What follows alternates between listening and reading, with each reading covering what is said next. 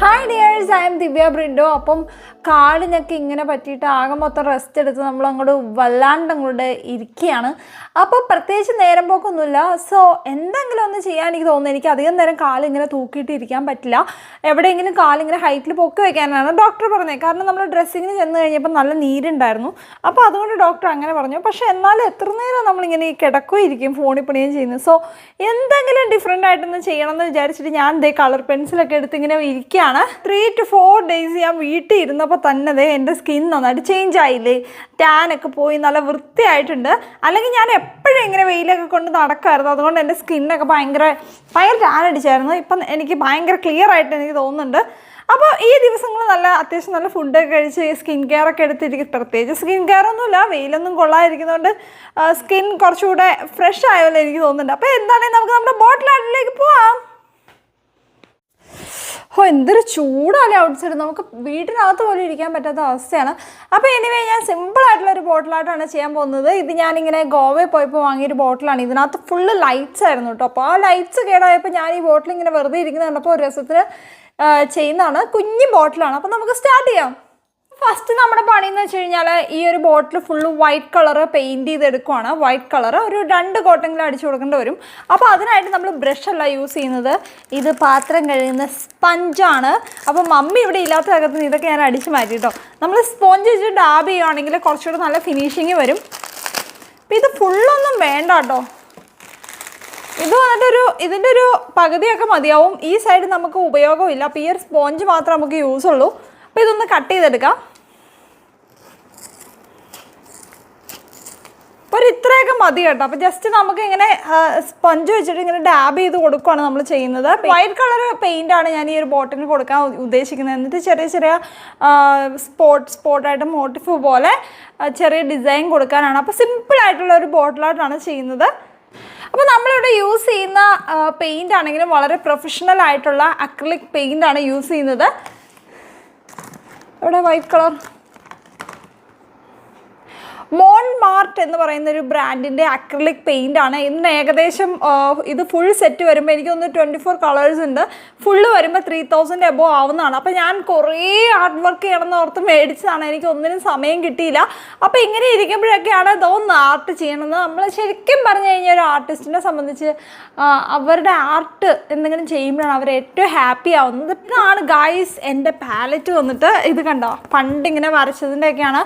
അപ്പോൾ നമ്മൾ ഇത് യൂസ് ചെയ്ത് കഴിഞ്ഞിട്ട് അപ്പം തന്നെ കഴുകി വയ്ക്കുകയാണെങ്കിൽ ഇത്രയും വൃത്തികേടാവില്ല. പിന്നെ ഒരു ആർട്ടിസ്റ്റിൻ്റെ പാലറ്റ് ആയിക്കഴിഞ്ഞാൽ കുറച്ചൊക്കെ ഒരു പെയിൻറ് ഇല്ലെങ്കിൽ എന്താ രസം. അപ്പോൾ അതങ്ങനെ ഞാൻ വച്ചിരിക്കുന്നതാണ്. അപ്പോൾ ഇതിലേക്ക് വളരെ കുറച്ച് മാത്രം പെയിൻറ് എടുക്കും. നല്ല എക്സ്പെൻസീവ് ആയിട്ടുള്ള അക്രിലിക് പെയിൻ്റാണ്. അപ്പോൾ വളരെ കുറച്ച് മാത്രം എടുക്കുന്നു. യെസ്, ഇതൊരു ബ്രഷ് കിറ്റാണ്. അപ്പോൾ ഇത് ബ്രസ്ട്രോടെയാണ് ഈ ഒരു ബ്രഷ് കിറ്റ്. അപ്പോൾ ഇതിൻ്റെ ഒരു ആർട്ടിനോട് ഇഷ്ടമുള്ളവർക്ക് വേണ്ടിയിട്ട് ഇതിൻ്റെ ലിങ്കും കാര്യങ്ങളൊക്കെ ഞാൻ ഡിസ്ക്രിപ്ഷൻ ബോക്സിൽ കൊടുക്കുന്നതാണ്. അപ്പോൾ ഒരു ബ്രഷ് എടുക്കുക. ഒരു ബ്രഷ് എടുത്തു കഴിഞ്ഞിട്ട് കുറച്ച് ഇത്രയും വലിയ ബ്രഷ് ഒന്നും എടുക്കണമെന്നില്ല കേട്ടോ. അപ്പോൾ ഞാൻ ജസ്റ്റ് കൈ കിട്ടിയത് എടുത്തതേ ഉള്ളൂ. കുറച്ച് വാട്ടർ എടുത്ത് ഇതിനകത്തൊന്ന് മിക്സ് ചെയ്ത് കൊടുക്കുക. നമുക്ക് പെയിൻറ്റ് നമ്മുടെ ഒരു സോഫ്റ്റ് ആയിട്ടുള്ള ഒരു കൺസിസ്റ്റൻസിയിലാക്കണ്ടേ, അതിന് വേണ്ടിയിട്ടാണ് ഇങ്ങനെ ചെയ്യുന്നത്. നമ്മൾ ജസ്റ്റ് പെയിൻറ്റ് എടുക്കുക, എന്നിട്ട് ഇങ്ങനെ ഡാബ് ചെയ്ത് കൊടുക്കുകയാണ് ചെയ്യുന്നത്. ബോട്ടിൽ ഫുള്ള് നമ്മൾ ഡാബ് ചെയ്ത് കൊടുക്കുകയാണ്. കുട്ടിക്കാലത്ത് എൻ്റെ ലൈഫിനെ പറ്റി പറയുകയാണെങ്കിൽ ഞാനും എൻ്റെ സിസ്റ്ററും തമ്മിൽ 11 ഇയേഴ്സിൻ്റെ ഗ്യാപ്പുണ്ട്. അപ്പോൾ ആ ഒരു ടൈമിൽ ഞാൻ അനുഭവിച്ചിരുന്ന ഒരു ഏകാന്തത മാറ്റുന്നത് ശരിക്കും ആർട്ട് വർക്കുകൾ ചെയ്യുമ്പോഴാണ്. ഞാൻ ഒത്തിരി വരയ്ക്കുമായിരുന്നു. അപ്പോൾ ചുമ്മാ ഒരു പേനയും പേപ്പറും ഒക്കെ ആയിട്ട് ഇങ്ങനെ ഇരിക്കും. അങ്ങനെ ഒത്തിരി വരയ്ക്കുമായിരുന്നു. പിന്നെ എനിക്ക് വര പഠിക്കണം എന്നൊക്കെ ഭയങ്കര ആഗ്രഹമായിരുന്നു കേട്ടോ. പക്ഷെ അങ്ങനെ പഠിക്കാനുള്ളൊരു അവസരമൊന്നും കിട്ടിയില്ല. അപ്പോൾ എനിവേ ഞാൻ എൻ്റെ ബോറടി ചെറുപ്പം തൊട്ടേ മാറ്റിക്കൊണ്ടിരുന്നത് വരച്ചുകൊണ്ടായിരുന്നു. എനിക്കത് ഭയങ്കര ഇഷ്ടമായിരുന്നു. സോ വര എപ്പോഴും എൻ്റെ ഒരു ലൈഫിൻ്റെ പാട്ട് തന്നെയാണ്. അപ്പോൾ ഞാനിങ്ങനെ നമ്മളിപ്പോൾ വയ്യാണ്ടിരിക്കുന്ന അവസ്ഥയിലാണെങ്കിലും വരയ്ക്കുമ്പോൾ നമുക്ക് കിട്ടുന്നൊരു സന്തോഷം, അത് ഭയങ്കര പറഞ്ഞറിയിക്കാൻ വയ്യാത്തൊരു സന്തോഷമാണ്. അപ്പോൾ ഇങ്ങനെ നേരം ബോറടിച്ചിരിക്കുന്ന നേരമൊക്കെ ഇങ്ങനെ എന്തെങ്കിലുമൊക്കെ ചെയ്തുകൊണ്ടിരിക്കുന്നത് ഭയങ്കര രസമല്ലേ. ഇത് ശ്രദ്ധിക്കേണ്ട കാര്യം, ഇത് ഡാബ് ചെയ്യുമ്പോൾ ഏറ്റവും ശ്രദ്ധിക്കേണ്ട കാര്യം എന്ന് വെച്ച് കഴിഞ്ഞാൽ ഒരിടത്ത് ഓവറായിട്ട് പെയിൻറ്റ് കട്ട പിടിച്ചിരിക്കാതെ നോക്കുക. അപ്പോൾ ഒരു ഈവൻ ആയിട്ട് വരുന്ന രീതിയിൽ നമ്മൾ അപ്ലൈ ചെയ്ത് കൊടുക്കുക. അപ്പോൾ എൻ്റെ കുട്ടിക്കാലത്തെ പറ്റി പറയാം. ഭയങ്കര ബോറിംഗ് ആയിരുന്നു കേട്ടോ. കാരണം ഒറ്റ ആൾ തന്നെ വളരുക എന്ന് പറയുന്നത്, ഒരു കുട്ടി തന്നെ വളരുക എന്ന് പറയുന്നത് ഭയങ്കര ബോറിംഗ് ആയിട്ടുള്ള കാര്യമാണ്. എന്തിനാ അങ്ങനെയൊക്കെ? എപ്പോഴും ഇഷ്ടംപോലെ പിള്ളേരുള്ളതാണ്, എപ്പോഴും കൂട്ടുകൂടാനൊക്കെ നല്ല രസമാണ്. അപ്പോൾ അങ്ങനെ ഞാൻ എപ്പോഴും വാശി പിടിച്ച് കരയായിരുന്നു കേട്ടോ. എനിക്കൊരു അനിയത്തി വേണം എന്നൊക്കെ പറഞ്ഞ് ഭയങ്കരമായിട്ട് വാശി പിടിച്ച് കരയായിരുന്നു. അങ്ങനെ ഞാൻ 7ാം ക്ലാസ്സിൽ പഠിക്കുമ്പോഴാണ് എൻ്റെ അനിയത്തി ഉണ്ടാകുന്നത്. അവൾക്കും വരയൊക്കെ കിട്ടിയിട്ടുണ്ട് കേട്ടോ. അവൾ നന്നായിട്ട് വരയ്ക്കും. എനിക്ക് തോന്നുന്നു എന്നെക്കാട്ടും വരയ്ക്കുന്നു എനിക്ക് തോന്നാറുണ്ട്. പല വർക്കുകൾ കാണുമ്പം നന്നായിട്ട് വരയ്ക്കും. അപ്പോൾ അവളിപ്പോൾ ശരിക്കും ഒറ്റയ്ക്കാണല്ലോ. ഞാൻ കല്യാണം കഴിച്ച് വന്നപ്പോൾ അവൾ ഒറ്റയ്ക്കാണ്. അവളുടെ ഫ്രീ ടൈം അവൾ സ്പെൻഡ് ചെയ്യുന്നത് വരച്ചുകൊണ്ടാണ്. അപ്പോൾ പിള്ളേർ നമ്മൾ ഇത്ര ഏജ് ഗ്യാപ്പ് വരുമ്പോൾ ഉള്ളൊരു പ്രശ്നം എന്ന് വെച്ച് കഴിഞ്ഞാൽ രണ്ടുപേർക്കും പരസ്പരം മനസ്സിലാക്കാൻ പറ്റില്ല പല കാര്യങ്ങൾ. ഇപ്പോൾ എൻ്റെ കാര്യങ്ങൾ അവൾക്കും, അവളുടെ കാര്യങ്ങൾ എനിക്കും മനസ്സിലാകാൻ കുറച്ച് ബുദ്ധിമുട്ടായിരുന്നു കുറച്ച് നാൾ മുമ്പ് വരെ. ഇപ്പോൾ അവൾ 10th-ലാണ്. ഇപ്പോൾ ഏറെക്കുറെ ഞങ്ങൾ കമ്പനിയായി, പരസ്പരം മനസ്സിലാക്കാനും സംസാരിക്കാനും ഒക്കെ നല്ല രസമായി. അപ്പോൾ അതിന് മുമ്പെന്ന് പറഞ്ഞാൽ അവളുടെ ലോകം വേറെയാണ്, എൻ്റെ ലോകം വേറെയാണ്. ഞാനിങ്ങനെ ക്യാമ്പസ് ലൈഫ് അടിച്ചു പൊളിച്ച് നടക്കുമ്പോൾ അവൾ ശരിക്കും സ്കൂളിൽ ആ കൊച്ചെൻ്റെ കളിയാക്കി, ആ കൊച്ചെന്നെ ബാന്തി പിച്ചി എന്നൊക്കെയായിരുന്നു. പിന്നെ ഏതെങ്കിലും പിള്ളേർ അവളെ എന്തെങ്കിലും ചെയ്ത് കഴിഞ്ഞാണല്ലോ എനിക്ക് ഭയങ്കര ദേഷ്യം വരുന്നുണ്ടോ. കാരണം ഞാൻ കാത്തിരുന്നുണ്ടായ അനീതിയാണ്, ഭയങ്കര കെയർ ചെയ്താണ് ഞാൻ കൊണ്ടു നടക്കുന്നത്, ഒരു അമ്മയെപ്പോലെ തന്നെ.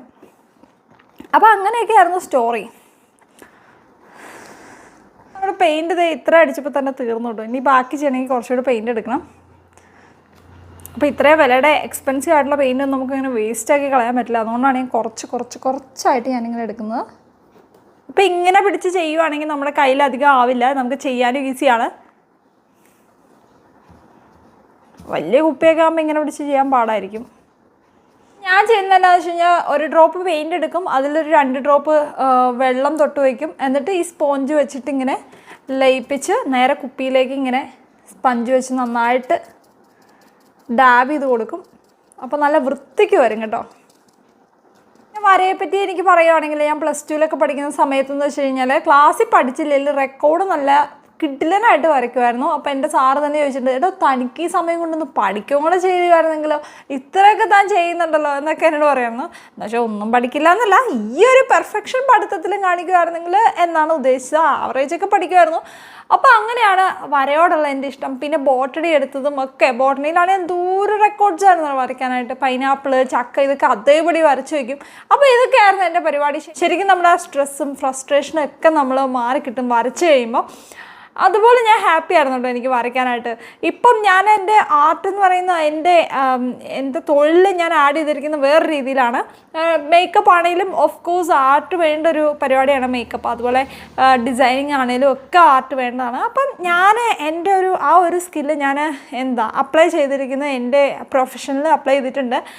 അപ്പോൾ അങ്ങനെയാണ് കാര്യങ്ങൾ. അപ്പോൾ ഈ ഒരു ബോട്ടിൽ ഇനി ഒരു കോട്ട് നമ്മൾ അടിച്ചു കഴിഞ്ഞു, ഇനി ഒന്നുകൂടി അടിക്കണം, എന്നാലേ ഇതൊരു മെനയായി കിട്ടത്തുള്ളൂ. അപ്പോൾ ഈ ബോട്ടിലാട്ട് എന്ന് പറഞ്ഞാൽ എല്ലാവരും ചെയ്യുന്ന കണ്ട് അങ്ങ് ചെയ്തേക്കാന്ന് വെച്ച് കഴിഞ്ഞാൽ അത്ര ഈസിയുള്ള കാര്യമൊന്നുമില്ല കേട്ടോ. എൻ്റെ പൊന്നു മക്കളെ, എല്ലാവരും ചെയ്യുന്ന കണ്ടൊന്നും പോയി ചെയ്തേക്കല്ലേ. ഇതിന് പ്രത്യേക കാര്യം ശ്രദ്ധിക്കാനുള്ളതെന്ന് വെച്ചാൽ നമ്മൾ ഒരു കോട്ട് പെയിൻറ്റ് അടിച്ചതിന് ശേഷം വളരെ ലൈറ്റായിട്ട് നമ്മൾ തൊട്ട് കൊടുക്കാവുള്ളൂ പെയിൻറ്റ്. എന്നിട്ട് അത് ഉണങ്ങിയതിന് ശേഷം മാത്രമാണ് നമ്മൾ അടുത്ത കോട്ട് പെയിൻറ്റ് അടിക്കാവുള്ളൂ. ഏറ്റവും നല്ല റൂം ടെമ്പറേച്ചറിൽ ഇരുന്ന് ഉണങ്ങുന്നതാണ്. ഫസ്റ്റ് ലെയർ കൊടുക്കുമ്പോൾ നമ്മൾ വളരെ തിൻ ലെയറായിട്ട് കൊടുക്കുക. അപ്പോൾ അത് ഏറ്റവും ഇമ്പോർട്ടൻ്റ് ആണ്. അല്ലെങ്കിൽ അടുത്ത കോട്ട് കൊടുക്കുമ്പോൾ ഇത് മൊത്തം ഇങ്ങനെ ഇളകി വരും.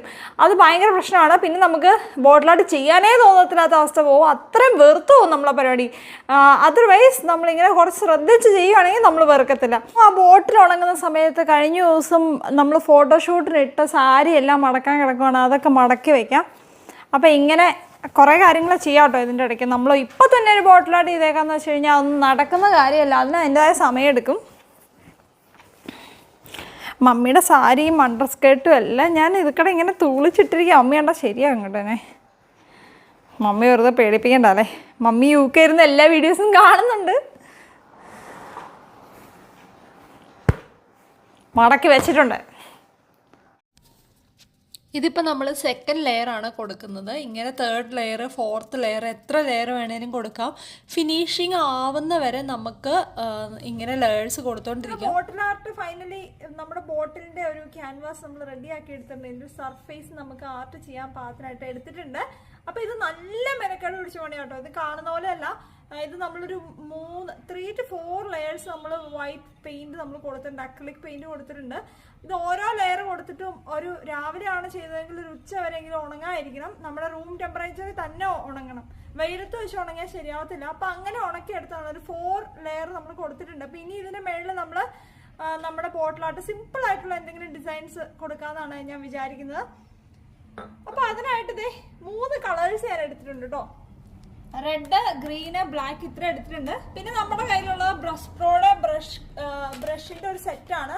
മൈന്യൂട്ട് ആയിട്ടുള്ള ഡിസൈനിങ് ഒക്കെ ചെയ്യാൻ പറ്റിയ ബ്രഷുകളാണ്. ഇത് മേടിച്ചിട്ട് കുറച്ചായതാണ് കേട്ടോ. ഇത് ആമസോണിൽ നിന്നാണ് വാങ്ങിയത്. അപ്പം ഇതിന്റെ ലിങ്ക് ഒക്കെ ഞാൻ കൊടുക്കാം. അപ്പൊ ഇത് ഭയങ്കര നല്ല ബ്രഷാണ്. കുറച്ച് വിലയാവും, പക്ഷെ എന്നാലും നല്ലതാണ്. എല്ലാം നല്ല യൂസ്ഫുൾ ആണ്. അപ്പൊ നമുക്ക് നമ്മുടെ ഡിസൈനിങ്ങിലേക്ക് പോകാം. നമുക്ക് ബോട്ടിൽ എങ്ങനെ ഡിസൈൻ ചെയ്യാം. എന്റെ മനസ്സിൽ എന്തൊക്കെയോ ഉണ്ടോ അതുപോലെയൊക്കെ ആയി വരുമോ എന്തോ. ഞാൻ ഉദ്ദേശിക്കുന്ന ഒരു ചെറിയ റോസാപ്പൂവും ഒരു തണ്ട് 2 ലീഫും അത് ഈ കുപ്പി നിറയെ ഇതിലും ചെയ്യാന്നാണ് ഞാൻ ഉദ്ദേശിക്കുന്നത്. അപ്പൊ നല്ല ഭംഗിയായിട്ട് വരുമെന്ന് നമുക്ക് നോക്കാം. മിക്കവാറും ഇത് കുളമാക്കാനുള്ള സകല ലക്ഷണവും കാണുന്നുണ്ട്. നമ്മൾ ബോട്ടിൽ ആർട്ട് ചെയ്യുമ്പോൾ ഏറ്റവും ശ്രദ്ധിക്കേണ്ട കാര്യം വളരെ നീറ്റായിട്ട് ഇരിക്കാൻ ശ്രദ്ധിക്കുക. അധികം കുത്തിവരെയൊന്നും കൂടാതെ വളരെ പെർഫെക്റ്റായിട്ട് ചെയ്യാൻ വേണ്ടിയിട്ട് ശ്രദ്ധിക്കുക. അധികം മെസ്സാവാണ്ട് ബ്രഷ് സ്ട്രോക്ക് ഒന്നും വരാണ്ട് വളരെ ശ്രദ്ധിച്ച് വേണം ചെയ്യാനായിട്ട്. അപ്പോൾ ആ ഒരു റോസിൻ്റെ പെറ്റൽസ് ഞാനിങ്ങനെ ഡ്രോ ചെയ്ത് കൊടുക്കുവാണ്. ഇനി അടുത്തായിട്ട് സ്റ്റെമ്മാണ് നമ്മൾ കൊടുക്കുന്നത്. സ്റ്റെം നമ്മൾ ബ്ലാക്ക് കളർ വെച്ചിട്ടാണ് കൊടുക്കുന്നത്. ഇത് കുറച്ചുകൂടെ അക്രിലിക് പെൻ കിട്ടും. അത് വെച്ചിട്ട് സ്ട്രെയിറ്റ് ഡ്രോ ചെയ്യുവാണെങ്കിൽ, സ്കെയിലൊക്കെ വെച്ച് ഡ്രോ ചെയ്യുകയാണെങ്കിൽ കുറച്ചുകൂടെ പെർഫെക്ഷന് കിട്ടും. ഇത് ഞാൻ ഇതെല്ലാം ചെയ്തതിന് ശേഷമാണ് അത് ഞാൻ ഓർക്കുന്നത് കേട്ടോ. അപ്പോൾ നെക്സ്റ്റ് ടൈം നമുക്ക് കുറച്ചുകൂടെ ഫിനിഷിങ് ചെയ്യാം. ചെയ്ത് നമ്മളത് എപ്പോഴും നമ്മൾക്കൊരു ആർട്ട് നമ്മുടെ കൈക്ക് ഒതുങ്ങുള്ളൂ. ചെയ്ത് വരുമ്പോൾ നമുക്ക് മനസ്സിലാകും എങ്ങനെ ചെയ്താലാണ് ഭംഗിയാവുന്നത് എന്നൊക്കെ നമുക്ക് കറക്റ്റായിട്ട് മനസ്സിലാവും. സോ നമ്മുടെ ഒരു കല അത് ഇമ്പ്രൂവ് ആണെങ്കിൽ നമ്മൾ ഒരുപാട് പ്രാക്ടീസ് അതിന് അനിവാര്യമാണ്. സോ ഇമ്പ്രൂവ് ചെയ്യണമെങ്കിൽ നമ്മളിങ്ങനെ ചെയ്തുകൊണ്ടേയിരിക്കണം, അപ്പോഴാണ് അത് ഇമ്പ്രൂവ് ആവുള്ളൂ. അപ്പം നമ്മൾ ചെറിയൊരു ഡിസൈൻ നമ്മൾ ഈ ബോട്ടിൽ കൊടുത്തിട്ടുണ്ട്. ഇതുപോലെ ഈ ബോട്ടിൽ ഫുള്ള് അതിലേലും കൊടുക്കാനാണ് നമ്മുടെ പ്ലാൻ.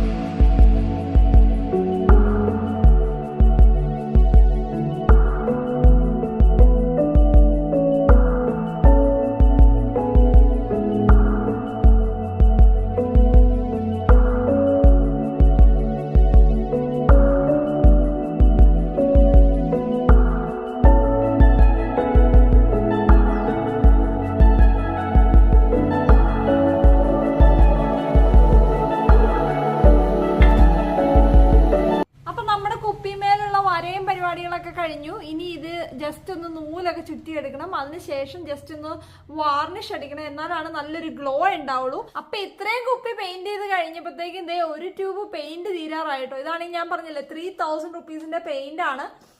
അപ്പം ഇതിന് നല്ലത് നമ്മൾ ഭിത്തിയിലൊക്കെ അടിക്കുന്ന പെയിന്റ് ഇല്ലേ, വെള്ള പെയിന്റ് മേടിച്ചിട്ട് അത് കുപ്പിയിൽ അടിക്കുന്നതാണ് കുറച്ചുകൂടെ അഫോർഡബിൾ എന്ന് എനിക്ക് തോന്നിയിട്ടുണ്ട്. പക്ഷെ ഇതിന്റെ ഒരു ഫിനിഷിങ് വേറെ കേട്ടോ. ഭയങ്കര ഒരു കുപ്പിയുടെ ഒരു ടെക്സ്ചറേ മാറും. വരയ്ക്കാൻ നല്ലൊരു പ്രതലമാവും, നല്ല രസമായിട്ട് വരും കുപ്പി. അതാണ് ഇതിന്റെ ഒരു പ്രത്യേകത. ഇനി അഫോർഡബിൾ ആയിട്ട് ചെയ്യണമെങ്കിൽ ഏറ്റവും നല്ലത് എമൽഷൻ പെയിന്റ് അടിക്കുന്നതാണ്. അടുത്ത് നമ്മളിത് ചാക്കുനൂല് ചുറ്റിയെടുക്കാൻ പോവാണ്. കളേർഡ് ചാക്കുനൂലാണിത്. റെഡ് കളർ, ഇങ്ങനെ ഓരോ കളർ ഇങ്ങനെ വാങ്ങാൻ കിട്ടും കേട്ടോ നമുക്ക്. അപ്പോൾ അത് ജസ്റ്റ് നമ്മളൊരു ബ്യൂട്ടിഫിക്കേഷൻ്റെ ഭാഗമായിട്ടൊന്ന് ചുറ്റി കൊടുക്കാം. അപ്പോൾ അതിന് വേണ്ടിയിട്ട് നമ്മൾ യൂസ് ചെയ്യുന്നത് ഫെവിക്രിലിൻ്റെ ഗ്ലൂ ആണ്. നമ്മൾ തുണിയിലൊക്കെ ഒട്ടിക്കാൻ വേണ്ടി, സ്റ്റോണൊക്കെ ഒട്ടിക്കാൻ വേണ്ടിയിട്ട് യൂസ് ചെയ്യുന്ന ഗ്ലൂ ആണ്. അപ്പോൾ അത് വെച്ച് ഒട്ടിക്കാം. പെട്ടെന്ന് ഒട്ടുകയും ചെയ്യും, നന്നായിട്ട് ലോങ് ലാസ്റ്റും ചെയ്യും. അപ്പോൾ ഞാൻ ഈ കുപ്പിയുടെ ഈ ഒരു വായ്ഭാഗമില്ലേ, ഈ വായ്ഭാഗത്തിന് തൊട്ട് താഴെയായിട്ടാണ് ചുറ്റി കൊടുക്കുന്നത്.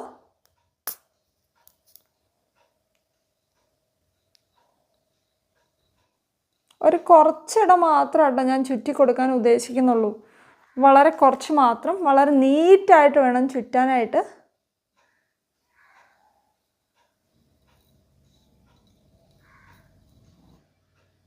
തിക്നെസ്സാണ് ഭംഗിയെന്ന് എനിക്ക് തോന്നുന്നു. അപ്പോൾ ഇവിടം കൊണ്ട് നമുക്ക് കട്ട് ചെയ്യാം. എന്നിട്ട് ചെറുതായിട്ട് ഗ്ലൂ തേച്ച് കൊടുക്കുക. ബോട്ടിൽ ആർട്ട് ഓൾമോസ്റ്റ് കംപ്ലീറ്റ് ആയിക്കൊണ്ടിരിക്കുകയാണ്. പിന്നെ എൻ്റെ കയ്യിൽ വാർണിഷ് ഇല്ലാത്തതുകൊണ്ട് തന്നെ ഞാൻ കൂപ്പേജ് ചെയ്യുന്ന മറ്റേ ഗ്ലൂ ആണ് ഞാൻ യൂസ് ചെയ്യുന്നത്. അത് ജസ്റ്റ് ഒരു കോട്ട് അടിച്ചു കൊടുക്കാമെന്ന് വെച്ചു. അപ്പോൾ ഒരു ഗ്ലോ ഒക്കെ കിട്ടും. ഇത് കണ്ടോ ഫെവിക്കോൾ പോലെയാണ് ഇരിക്കുന്നത്, പക്ഷെ ഡ്രൈ ആയി കഴിയുമ്പോൾ നല്ലൊരു ഗ്ലോ വരും. അപ്പോൾ ഇതാണ് നമ്മുടെ ബോട്ടിൽ ആർട്ടിൻ്റെ ഫൈനൽ ലുക്ക് കേട്ടോ. എല്ലാവർക്കും ഇഷ്ടമായെന്ന് വിചാരിക്കുന്നത്. എല്ലാവരും എന്താണേലും ട്രൈ ചെയ്യണം. അപ്പോൾ ഇതുപോലെ കിടുക്കാച്ചി വീഡിയോ ആയിട്ട് കാണുന്നവരെ ബൈ ബൈ.